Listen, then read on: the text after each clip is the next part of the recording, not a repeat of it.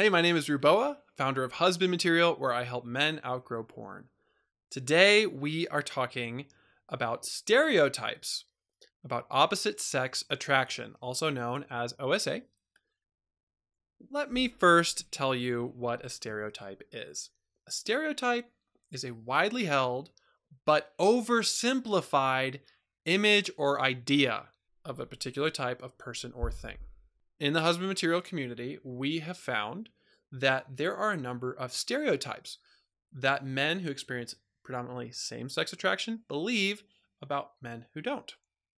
And in this episode, you will hear 10 stereotypes with my friend and longtime husband material community member, Jason Pidcock. Jason has had so many of these conversations, and he brings some humor, some relatable stories, and I think you're really going to love hearing a little bit more nuance and complexity to this conversation. Please note that not all men who experience same-sex attraction believe these stereotypes.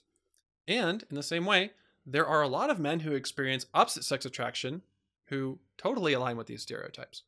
Our hope in this is to bring a little bit more fullness to understanding these things, and hopefully by the end of it, you will have greater understanding, maybe even less shame, and more desire to connect with men who are different. Enjoy the episode. Today, I am with Jason Pidcock, who is a great friend, longtime member of our community. Welcome to the podcast. Thank you. Glad to be here. Jason, can you tell everyone a little bit more about who you are? Yeah, sure. So my name is Jason. I live in Alaska, which is a unique place to say the least. I've been here for 12 years-ish. But yeah, it's a unique place to live, but it's where I've done, most of my recovery, which has lent itself to online platforms like this. So that's been kind of a one blessing in disguise. I'm married. I've got two kids with my current wife, two daughters. Their ages 1 and 3, and I've got my son who is 7 from my first marriage. I'm a construction contractor. That's what I do for a living, and sometimes it's full-time, sometimes it's part-time job is doing recovery. Ever since I've been in it, it's been something that I've been deeply passionate about and very much needed. So it's been a long road, and one that I've worked really, really hard at and spent a lot of time on, but it's something that I've never regretted for 1 second any of the effort I've put in. So I really feel like, honestly, I have almost another part-time to full-time job at it, and it's changed my life. So it's part of why I'm here today, and just excited to share, a little bit of what I've gathered along the way. Awesome. Jason, what has been your story of husband material? Yeah, well, I came in, boy, it's hard to believe, I think almost 2.5 years ago now, because I've been to all 3 retreats, and I was fairly new before the first retreat. And from the get-go, I've just been really, really pleased with my overall experience. Husband Material has been a very safe place. They take the safety of the community and individuals very, very seriously, and I picked up on that right away. And so it just felt like a place that I could really plug into, a place that has really shaped my recovery journey in ways that I had not anticipated. And, especially kind of coming in with all that momentum, I had a lot of training in one direction, and husband material was different, and some really good and positive ways that have just stretched me and grown me. And I am eternally thankful for your content and the experiences I've had at the retreats and online in the community, and the friendships that have developed out of that I truly plan on lasting the rest of my life. So it's had a huge impact on me. And you have also had a huge impact on husband material as well. Many of our conversations have shaped me, and I know that you mean so much to a number of men. And out of those friendships, many conversations have surrounded same-sex attraction, opposite sex attraction, And you and I both find ourselves in this world where a lot of guys in husband material experience a wide variety of attractions. And sometimes it feels like we are in the minority as your typical straight cisgender male. Yeah, and when I came into husband material, I mean, I was the guy who had to be like, okay, hang on, guys, what's this SSA thing? Like I didn't even know what it was. And it's been really enlightening and wonderful in a lot of ways to just learn how many men are dealing with different things and different struggles and they have been the minority their whole lives typically. They've been the one that felt like, you know, they were the only ones or whatever. And so it's kind of a funny, you know, thing here in husband material where it's like, because you hear that perspective in their stories a lot and wounds that have come out of that, but it's sometimes it feels like the the reverse in the community. Yeah, husband material is a unique place where it's not all SSA and it's not just a few SSA. So, today we are talking about stereotypes about opposite sex attraction. You've had some one on one conversations where guys who experience SSA were shockingly relieved to find out that some of their beliefs about guys who don't experience SSA are just not true. Yeah. It's really fun, honestly, to have some of these conversations because I mean, it's like what's normal in my world is not necessarily normal in the next guy's world. And so to be able to talk back and forth about that and just learn from each other, and see like, eyes light up and just like these tense shoulders kind of like drop a little bit and deep breaths taken. It's really rewarding and it's really meaningful to me. That's our hope for this conversation, that it would be validating, relieving, empowering, encouraging, and maybe helping us let go of some narratives that need more nuance. I like what you said in one of our dialogues. You once said, "It's my personal perspective that many guys who experience SSA have such deep contempt for their sexual attraction that they will unfairly use it as the scapegoat for everything they don't like about themselves." Yeah. Sometimes we blame things on our sexual attraction that are just human things. Yeah. So, Jason, how would this conversation help men become more free from porn? Well, the healing results for me and my story of approaching with curiosity and compassion and you have to create the space to do that because like not a whole lot of guys come into recovery being really curious and compassionate towards themselves and towards their sexuality. Like I would say virtually nobody.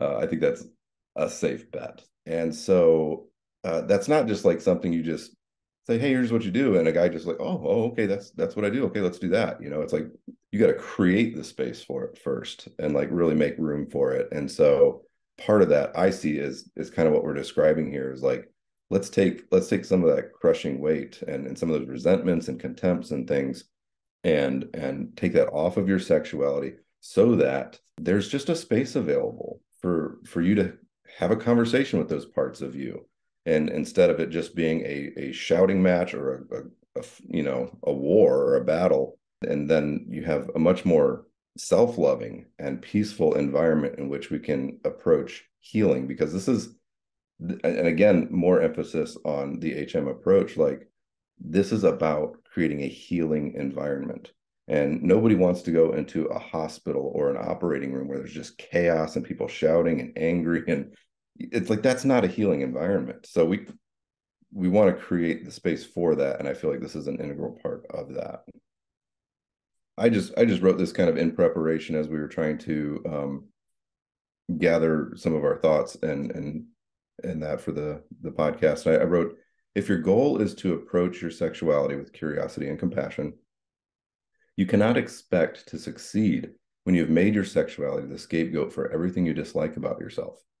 You are being unfair, unkind, maybe abusive to your sexuality. when you demand that it take responsibility for things it's just not responsible for. Curiosity and compassion will not prevail in such a hostile environment. So if that's our goal here, is for to create that space of curiosity and compassion, I really feel like this is a key part of doing that. Yeah, definitely.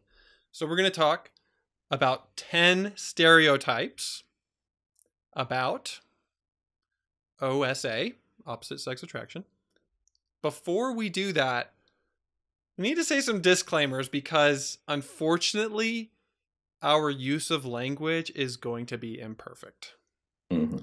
So we're going to use these labels of SSA and OSA, meaning same-sex attraction and opposite sex attraction, understanding how they can be helpful in describing our experiences, and yet they're also limited. Like, there is a wide spectrum of attraction, and it's not always just one that somebody experiences.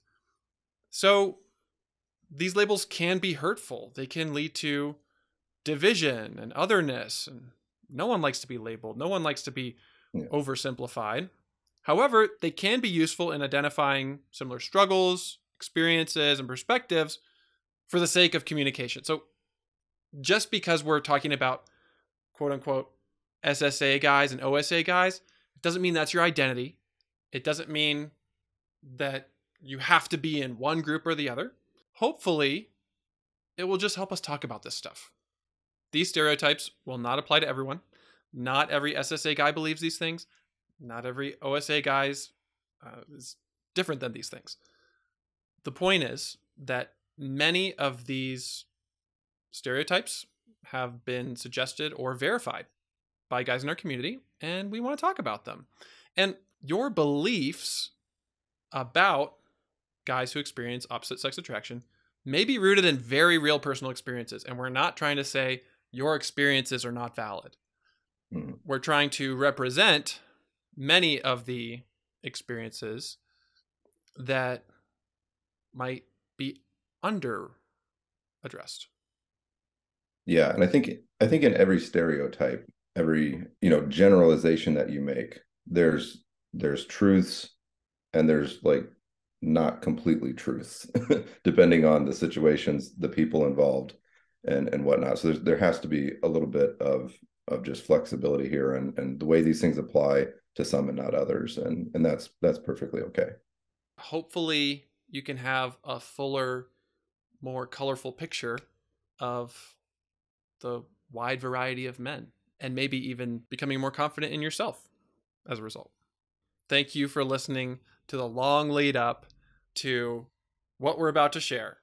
Here are 10 stereotypes about opposite sex attraction.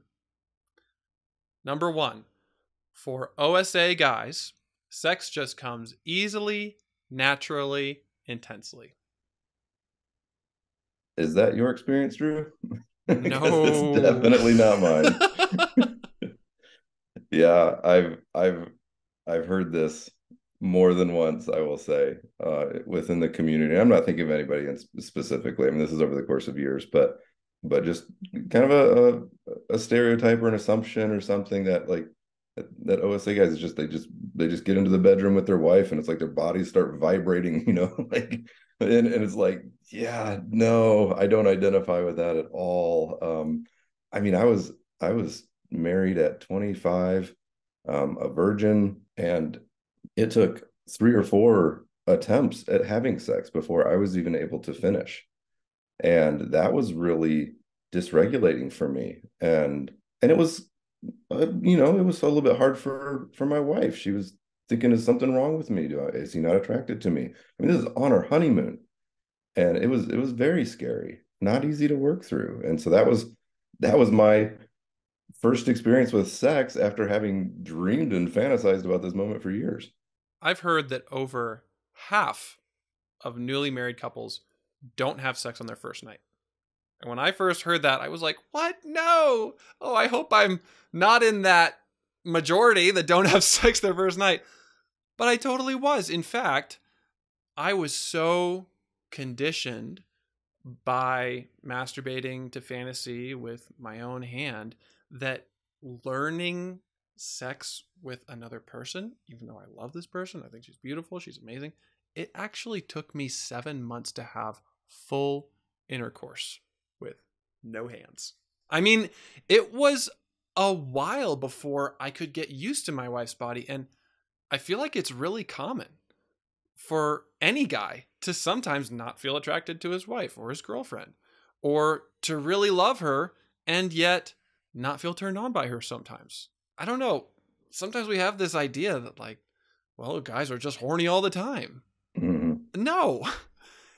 And I remember just being shocked. I just remember being really shocked at how I didn't know what I was doing. And I thought I would know. I thought I would know.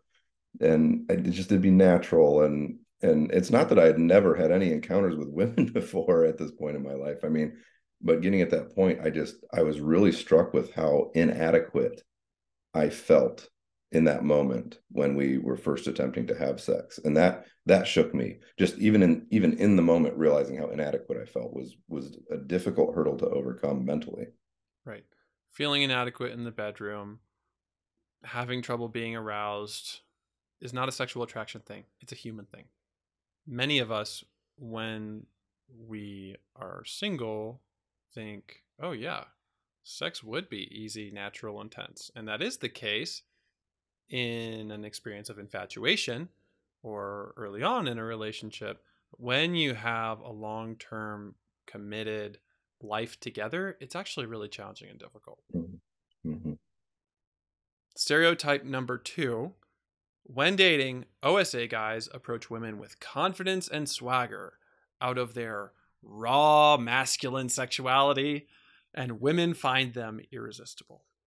So this is one that came from an SSA member of the community, and I laughed because it wasn't the first time I've heard something like this, and I just thought, oh my gosh, like I wish like that'd be amazing.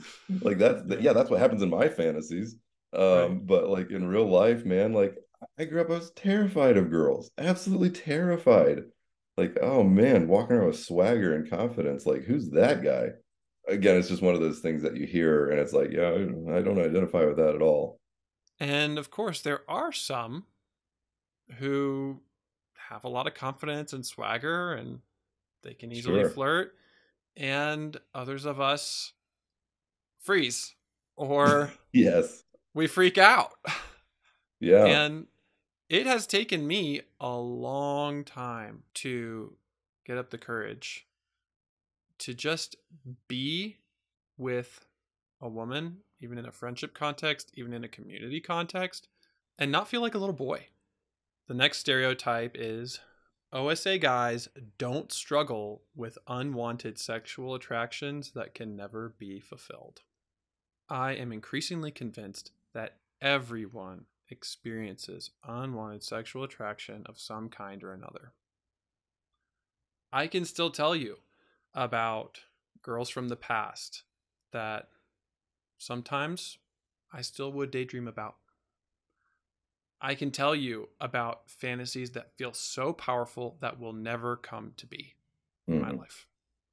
In fact, for many of us, the things that are most arousing are going to be the most damaging if we actually pursue them. Yeah. So, for all of us, SSA, OSA, in a marriage, we are forsaking all others. And in singleness, we are forsaking all others. Marriage is just forsaking all others minus one. Now, what I'm able to experience now with my wife is more meaningful, it's more Christ like, and I'm committed to it. And at the same time, it's proximate. It's not the very best it could be, it's not the very worst it could be. And whether we're married, single, SSA, OSA, the degree of pleasure and fulfillment that we will experience is always going to be partial. I mean, yes, there is something unique when you experience consistent, exclusive sexual feelings for only men. Hmm. I mean, that is a unique experience. And at the same time, the feeling of despair or loss that my sexual dreams will never come true can be true for a guy who's divorced, can be true Yeah. for someone who's in a sexless marriage, could be true for someone who's just single and getting older and interested in women, but it's never worked out. I feel like there can be a sense of doom and dread when somebody realizes, oh, I may never kiss someone, or I may never get married, or I may never have sexual intercourse, which just feels especially difficult in our culture where romantic love is seen as the highest form of pleasure. Hmm. There are some good reasons to feel that way, and we need to process those feelings. And at the same time, there's a lot more to love and intimacy than sex and romance. One of the things, Jason, you and I have experienced is the amazing fulfillment and satisfaction of friendships with husband material guys. So I resonate with having attractions that will never be fully fulfilled. Stereotype number 4: OSA guys don't feel incompetent in the weight room. Can you talk about this one? Yeah, and I'm a little curious to hear your perspective because I know you're a lot more physically active than I am, whether it's in the weight room or running down the trail or whatever. But for me, I have some experience in the weight room. I did that as a teenager. There's a lot of working out and stuff when I was in the military and that kind of thing. So I have like a background there, but a number of years went by where I didn't go to the gym. I mean, for more than a decade. And I remember just pulling up to a gym because I was like, okay, I'm gonna get in there and just kind of like I wanted to be more physically active. I'm kind of getting older and it's kind of showing up a little bit. And so it's like, ooh, okay, we need to do something here. And so I got a membership for 3 months. I didn't go. And it was like, what is going on here? Like, why am I not going? And so one day I just buckled down and I was like, we're gonna do this thing. And I'm sitting outside of the gym and I'm just like this anxiety is just coming up. And I'm like, man, I'm not wearing really the right clothes. I'm just like so in my head about how I'm gonna go in there and like, everybody's it's gonna be record scratch for everybody. They're gonna look at me and be like, what is going on here? And if I lift the weights wrong or I do like some technique that's like 30 years old that nobody does anymore, just all this ridiculous stuff in my head about how this was gonna go down. And I was like, this is crazy. And I just opened the door of my truck and marched in there, and like I had to really really push through, but it was tough.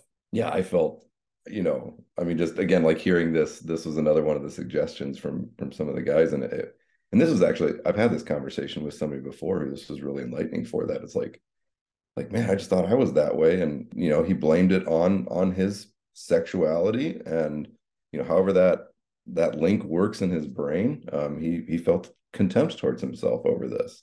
And to find out that like here I am, like with military background and all this, and played a lot of sports, and like I'm feeling that way just after a time period of not being in there, was really helpful for him. And it was kind of funny for me to just self-reflect on, because it was a big deal for me. It was difficult. It sounds like you were hyper aware and self conscious, Hmm. feeling insecure, comparing yourself to others. Yep. Yep. And narratives in my head about what they were thinking, and what that guy was going to think, and what that lady was going to think. And Yeah. oh yeah, yeah, I mean, it was all going just 1,000 miles an hour. And kind of circling back to like the point of this conversation is what I just wanted to reiterate. Like some of these things are just human.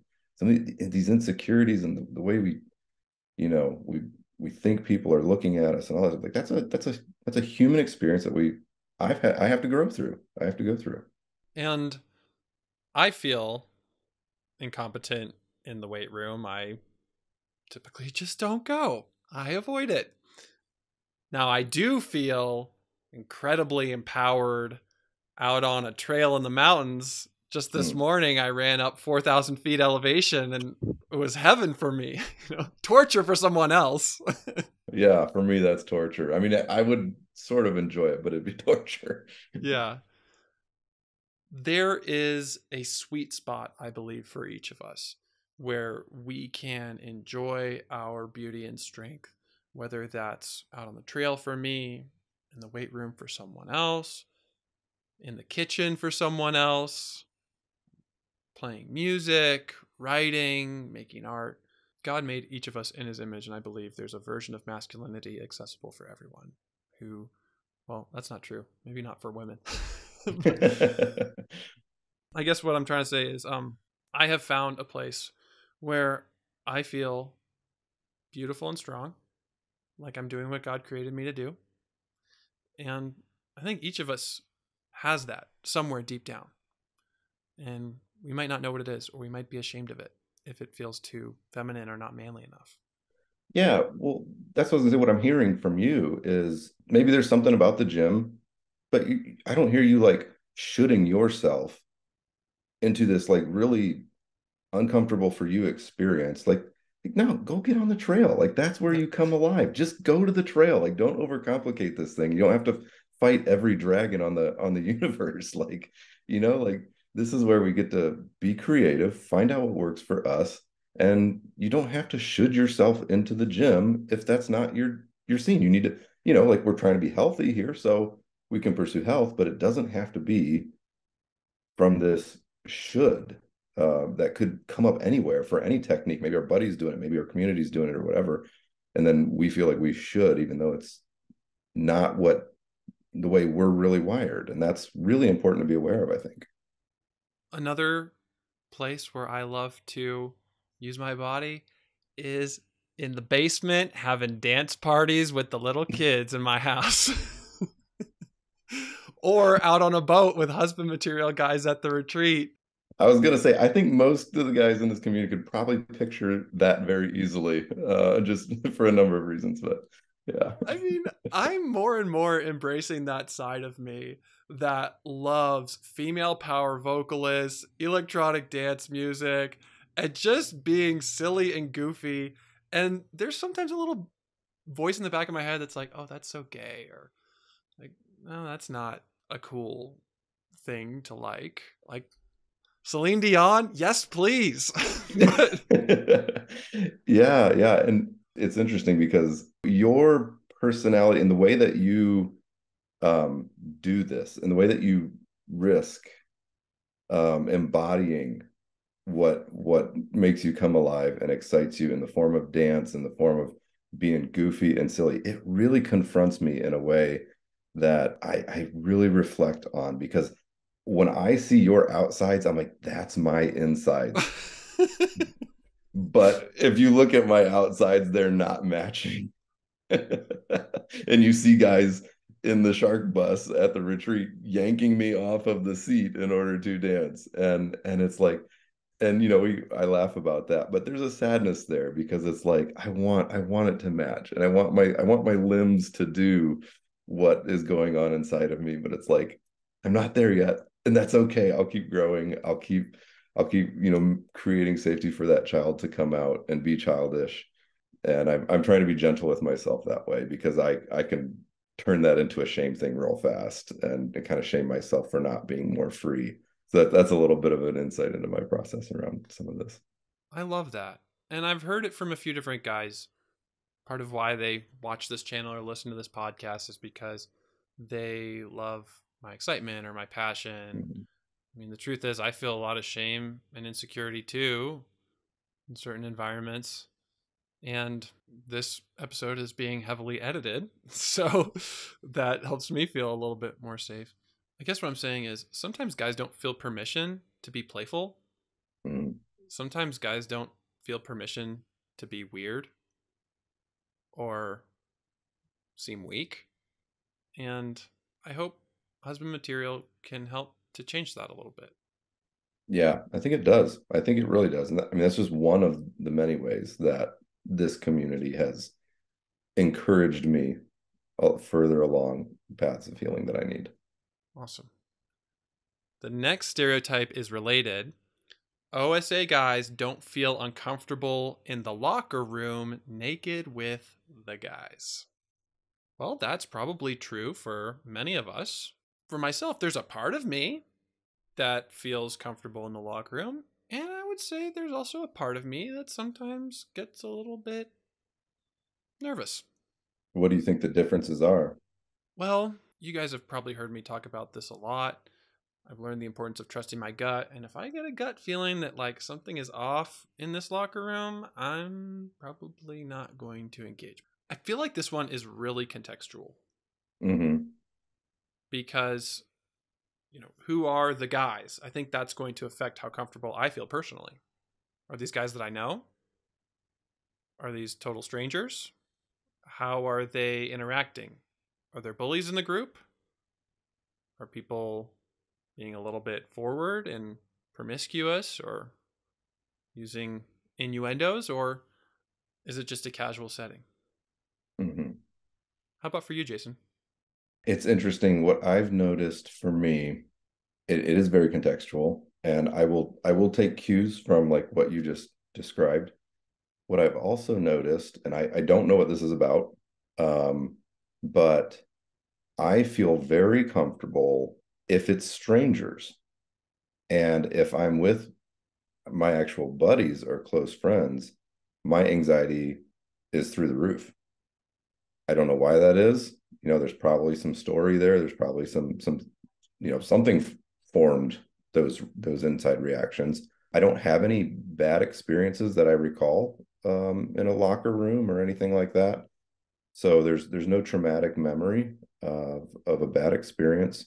And yet there's something about, I think maybe it's a vulnerability issue. There's something vulnerable about, like, this is a guy that I know, like we have a life outside of this locker room, and being naked like that feels more vulnerable. That's all I know how to say it. And I being aware of that vulnerability, I have protectors that come up and just create that anxiety of what the vulnerability is and how I might be hurt in that.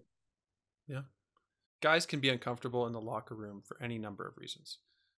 Maybe anxious about others looking at them.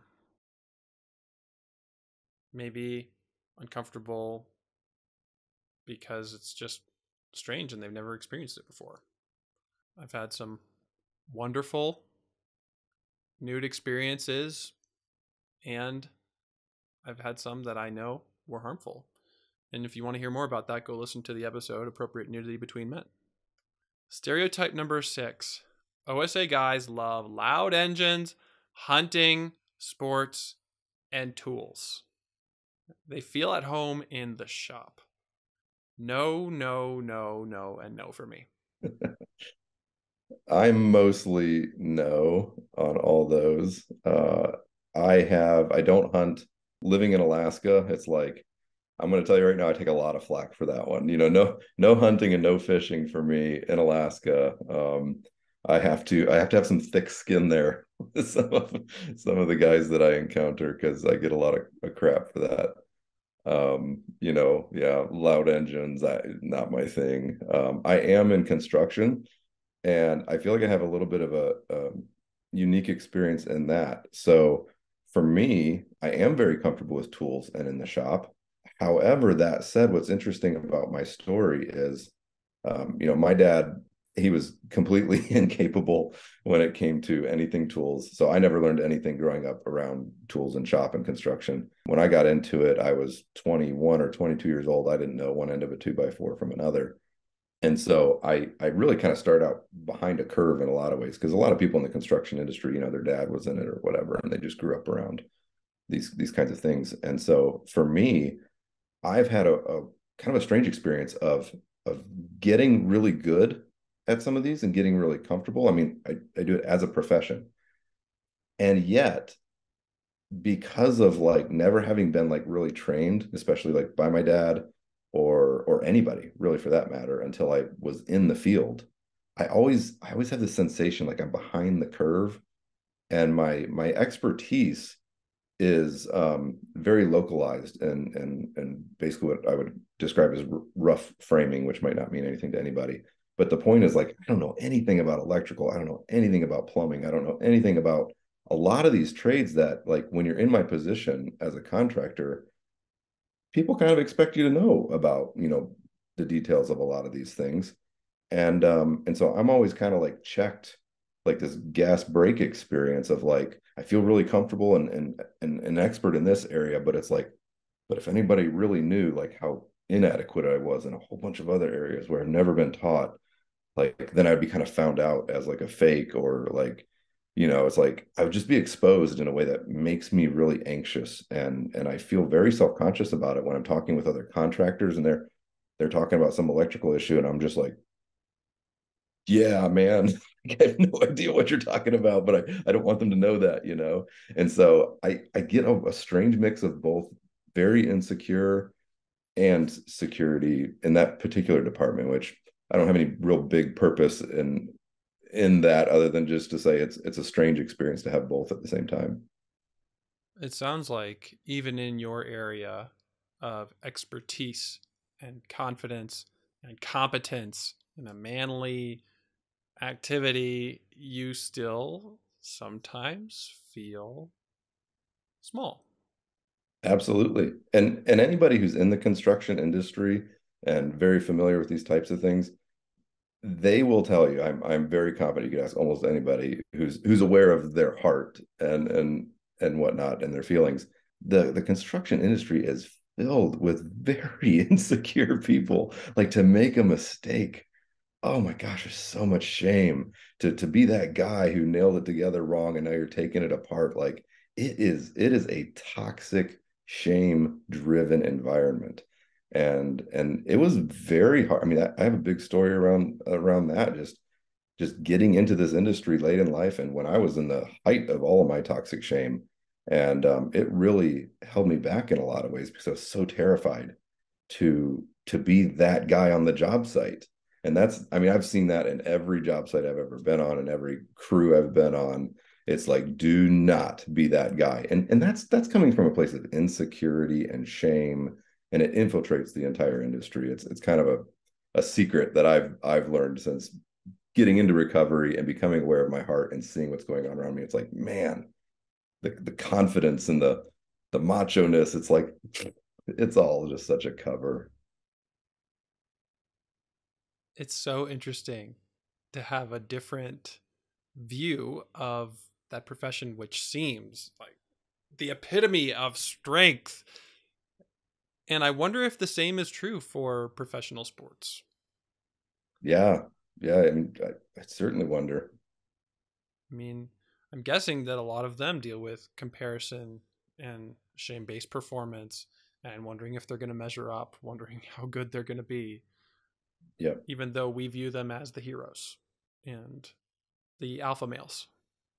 These are human experiences, right? Like that's what we're talking. It's like forget the industry, forget the sexual orientation, forget the like whatever, think thing you think you have the market cornered on. It's like no, like we're all humans, we're all dealing with this shame, we're all dealing with these insecurities that are just coming out in our professions, our hobbies, our sexuality, they're just coming out everywhere.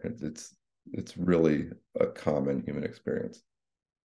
Yeah. And enjoying art, music, other aesthetic inclinations are not a gay thing, not an SSA thing. And I've also noticed a number of SSA guys who love hunting and they're super athletic. Yeah, absolutely. So there are stereotypes on both sides that are not always true. Stereotype number 7: OSA guys don't need brotherhood as much as SSA guys. Let me tell you, brotherhood is oxygen for my soul. And if I don't have it, I am not going to be healthy emotionally, relationally, sexually. That's part of why I created husband material. That's part of why I'm going to be doing this for the rest of my life because I need brotherhood. And it kind of bothers me if somebody says, like, well, I need brotherhood because of my specific sexual attractions. It's like, no, you need brotherhood because you're a man. That's how I feel. I feel passionate about this. This is the first one in this whole list that I don't know if you can see on video, but my face is flushed. I'm like tearing up because I feel so passionate about it as well. And my heart just was like bursting out of my chest as you were talking because I feel the same amount of passion. And I know other guys that do too.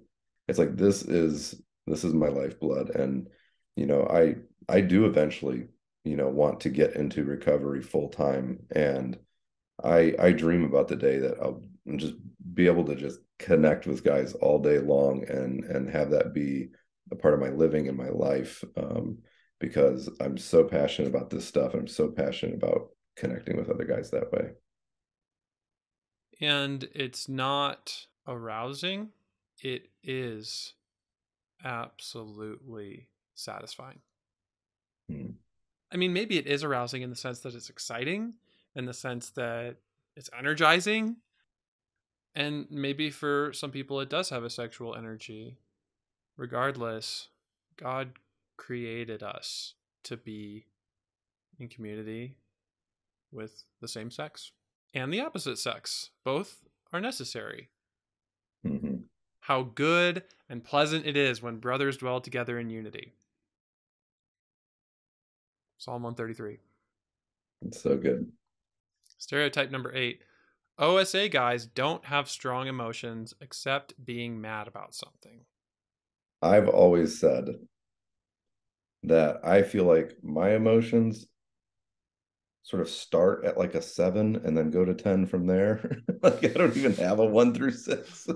So this is just one of those things. It's like I don't identify with it at all, but I can understand like why this myth exists. And the truth is, like, I think a lot of men are very hurt and underfathered, and they're not in touch with their hearts. That's not about their sexuality. It has nothing to do with their sexuality. It has to do with maybe their woundedness or whatever's happened that has cut them off from their heart and those feelings, and it just has nothing to do with sexuality at all.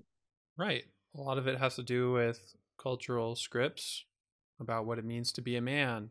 Yep. Men don't cry. Men power through. Men tough it out.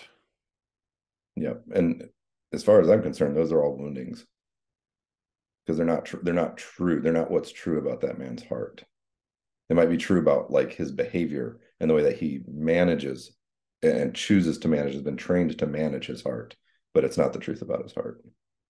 Oftentimes, being mad about something or the anger that is often the primary emotion you might see from a stereotypical man's man is a secondary emotion to what's really going on, like Mm-hmm. sadness or shame or loneliness. So we all have emotions. We need to get in touch with them. This 9th stereotype says OSA guys don't care about feelings. Yeah, very related to number 8. They don't have emotions. They don't care about feelings.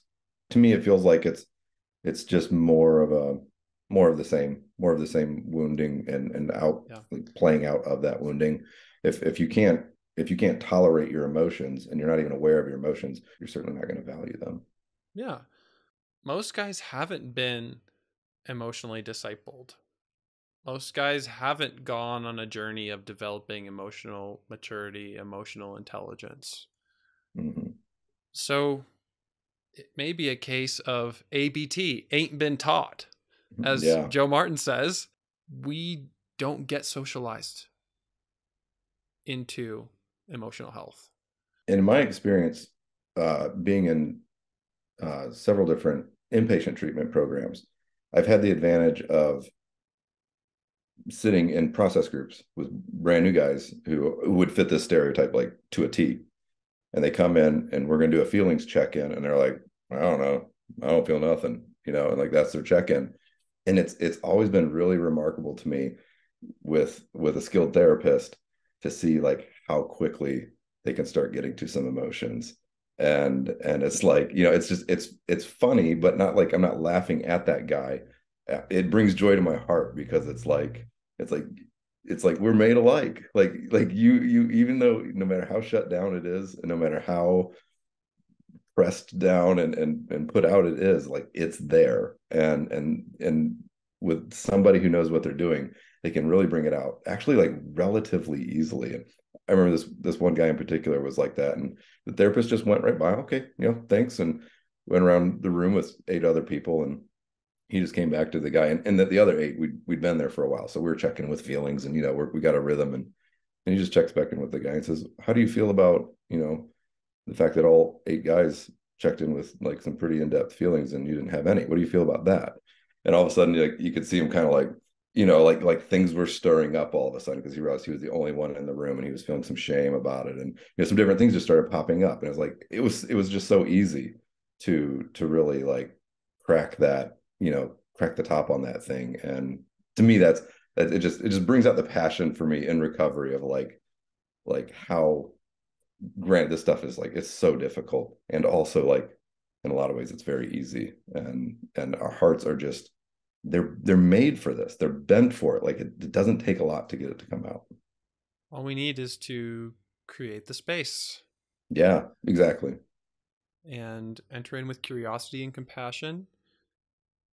Obviously, we're cultivating that in husband material, and we have a great tool for you guys to get in touch with your feelings and get to know other guys and actually have a vulnerable conversation together, developing a deep friendship together using the man cards. So husband material man cards are great for creating conversations where you can talk about deep things if you're ready for that. Getyourmancards.com. It's not just for one type of guy, it's for everybody. Yeah. Stereotype number 10. This one received a lot of comments in our community. OSA guys would be repulsed by me if they knew I was SSA and or if I ever touched or hugged them. This one breaks my heart. And in some cases, that was true. And guys have experienced that repulsion, Mm-hmm. or a friend who starts ghosting you or avoiding you once they know about this part of you. Yeah, I think this is really tough, because with the guys that I've interacted with, at least, um, there's usually very specific memories tied to this particular perspective and this narrative, and they're usually not low on the pain scale. So I think that this one's deeply tied to a lot of trauma and traumatic experiences, and it is very heartbreaking. Again, I don't know what to say other than like, I don't identify with it, for whatever that's worth. Like, I don't feel repulsed by somebody that I know is SSA. It doesn't mean that I'm unaware or whatever. Like, I mean, I still have my own boundaries and my own radars and my own, you know, red flags and things like that. I'm concerned about my safety in any environment. I think that's just part of being a healthy person. But knowing that you're SSA doesn't trip one of my red flags. Like, it's like, no, like, you being really weird toward me trips my red flag. So don't be weird. It's like, so I interact with SSA guys all the time, on this platform and in person at the retreats, and I don't feel any repulsion towards them at all. But if a guy acts weird towards me, like, yeah, I feel guarded. I feel like, hey, what's up? And there's been times where I've had to have conversations with guys, and some of them I was raged at, and some of them I was responded really well to. I'm thinking of one in particular where the guy just responded like really empathetically and asked a few clarifying questions, and just, like, absolutely gave me space to be where I was. And I was like, man, this is like a super safe guy.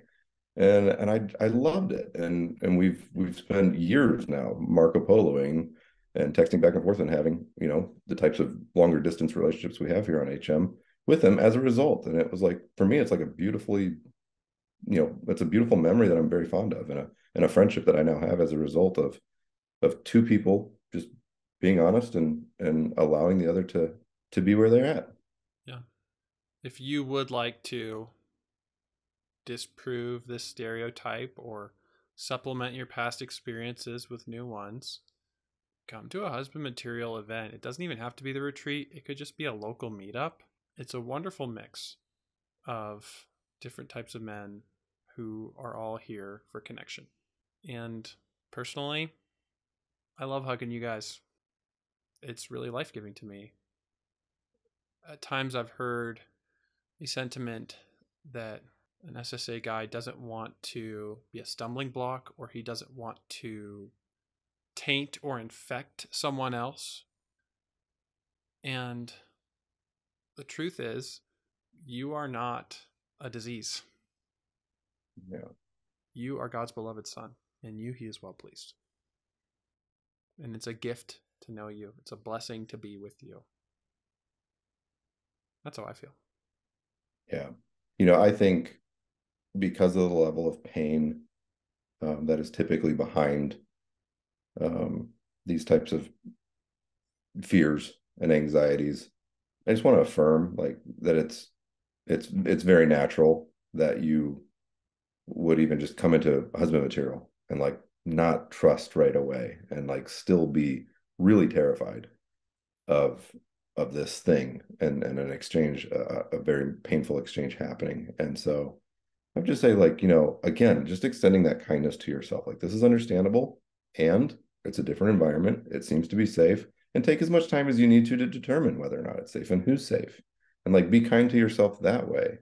And if you feel like you want to try to have an embodied new experience, like watch somebody and start small and be kind to yourself. And you can begin to build new experiences in safe environments like this and find out that, not everybody is that really abusive 13-year-old jerk who was in the locker room. There's some guys in here in this community who are just ridiculously loving and compassionate and have all the space in the world.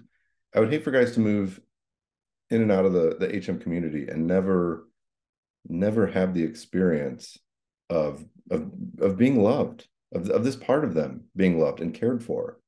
And, basically the opposite of mocked, the opposite of berated, the opposite of jeered and laughed at and traumatized. I mean, Drew, you've said it a million times about like creating new embodied experiences. Like, this is not about reading a book. This is not about listening to a podcast and gaining healing. Like, you have to experience this stuff. And to me, that's like part of the gold of husband material and the safety that it provides. Is it's this massive landscape for people to have new experiences. And it's largely online, and so there are limitations that way. But that's what makes the retreats so powerful, I think, because you really get to practice that. And I think that I experience it even through the digital media. I think I experience it a ton. And some guys may have different opinions about that. And I'm not saying there's no difference, but I still feel like I have embodied experiences through computer screens all the time. Yeah. There you have it. 10 stereotypes about opposite sex attraction that are widely believed, often true, yet oversimplified. So, Jason, what do you want people to take away from this conversation?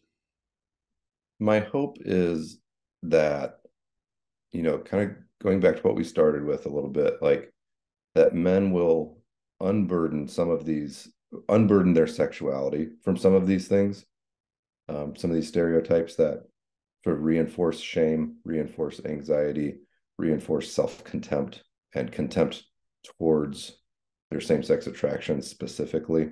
So I would hope that there would be some unburdening there. And ultimately, my hope is that there would be, again, just an increased consciousness that husband material is an environment that can contain different experiences if you're willing to risk having them.